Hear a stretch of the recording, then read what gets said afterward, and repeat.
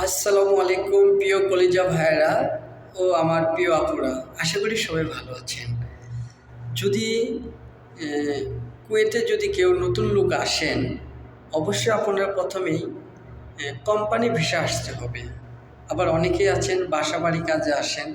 হ্যাঁ, আর কুয়েতে কিন্তু বিভিন্ন ভিসার ক্যাটাগরি আছে। আপনার ভিসা যদি ভালো হয়, আপনি যদি হাতে কোনো কাজ জানেন, তাহলে ইনশাল্লাহ আপনি কুয়েতে টাকা পয়সা অভাব পড়বে না। অবশ্যই ভাষাটা শিখে আসবেন, অনেক কাজে লাগবে, অনেক টাকা পয়সা ইনকাম করতে পারবেন বিদেশে। আর বিদেশ বাড়ি হলো নসিব। অনেকেই দেখা যাচ্ছে মাসে 20,000 30,000 টাকা দেশে পাঠাতে হিমশিম খাচ্ছে। আবার অনেক লোক আছে আমাদের বাঙালির ভিতরে মাসে 50,000 1 লাখ 2 লাখ 3 লাখ 4 লাখ 5 লাখ টাকা পর্যন্ত মাসে ইনকাম করতেছে। একদম বাস্তব কথা। এর কীভাবে ইনকাম করে? তাদের বেতন কিন্তু সীমিত এবং বিভিন্ন সাইট ভাগ করা আছে। এই সাইটগুলো ডিউটি হলে নসিব যদি ভালো হয়, অনেক টাকা পয়সা ইনকাম করতে পারবেন। প্রথমেই বলি আরবানা ডিউটি যারা শপিং মলে করেন বা বিভিন্ন হসপিটালে বা বিভিন্ন জায়গায় করেন, আরবানা এয়ারপোর্টে, এগুলো আরবানা হলো টলি। হ্যাঁ, টলি বিভিন্ন আরবিরা বা বিভিন্ন লোকেরা এখানে বাজার করবে বা বিভিন্ন মালামাল এদিক সেদিক নেবে। তো ওই টলি দিয়ে যদি আপনি একটু গাড়িতে উঠায় দেন, তারা খুশি করে আপনাকে বকশিশ করবে। অনেক সময় দেখা যাচ্ছে এই আরবানার ডিউটি নিলে অনেক সময় নিজে 5 টাকা 60 টাকা জমা দিতে হয়, পরে 20 টাকা 30 টাকা 10 টাকা ইনকাম হয় প্রতিদিন ইনশাল্লাহ। এবং হসপিটালে যারা মেন গেটে ডিউটি করেন অথবা আরবানে ডিউটি করেন, এদেরও অনেক সময় টিপস পাওয়া যায়। আর এই ডিউটিগুলো অনেক ভালো।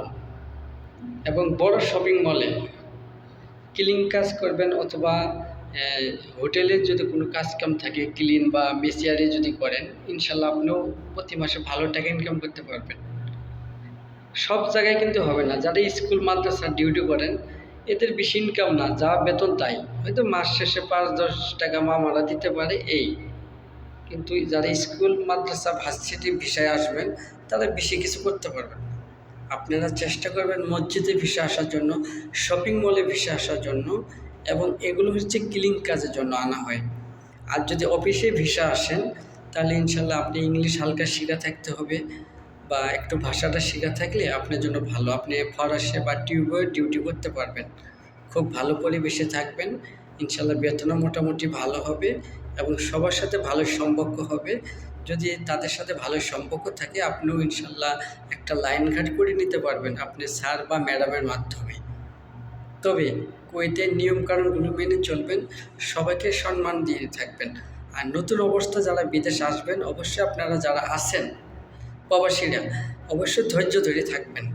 3 বছর 4 বছর 5 বছর একটু ধৈর্য ধরে থাকেন, অবশ্যই একদিন সফলতা হয়ে দেশে যেতে পারবেন।